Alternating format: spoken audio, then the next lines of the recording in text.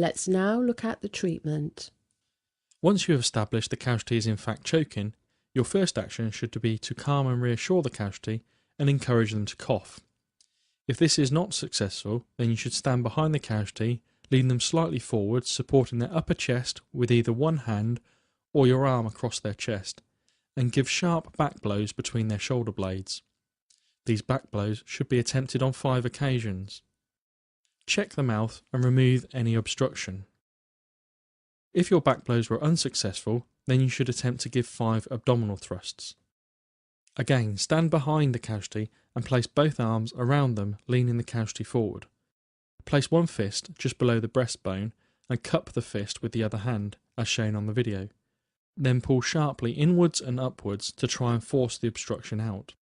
Again, you should make 5 attempts with abdominal thrusts to remove the obstruction.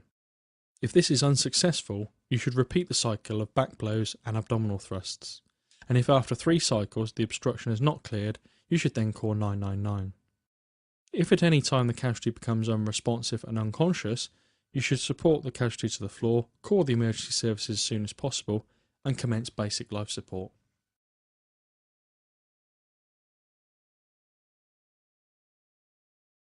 A choking infant. First of all, is there a way to find out if an infant is choking? Well, we put our hands to the throat. What do babies do? Basically, their eyes open up wide and their hands come up. In other words, they're saying, somebody help me. Well, we have an infant right here that is going to be choking.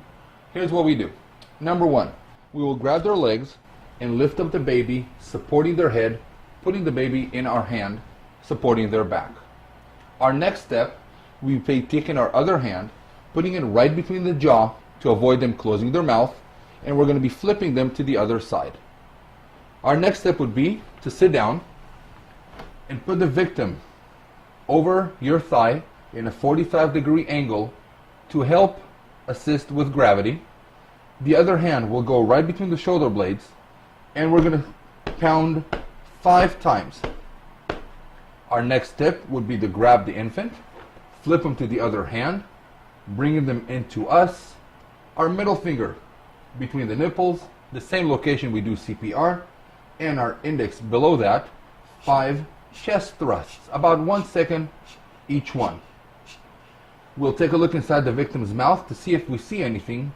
We do not, and I repeat again, we do not put our fingers inside their mouth to pull an item out unless we can visually see it at the tip of the mouth.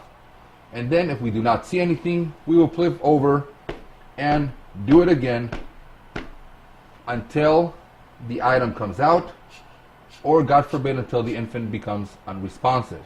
If they do become unresponsive, we will begin CPR immediately.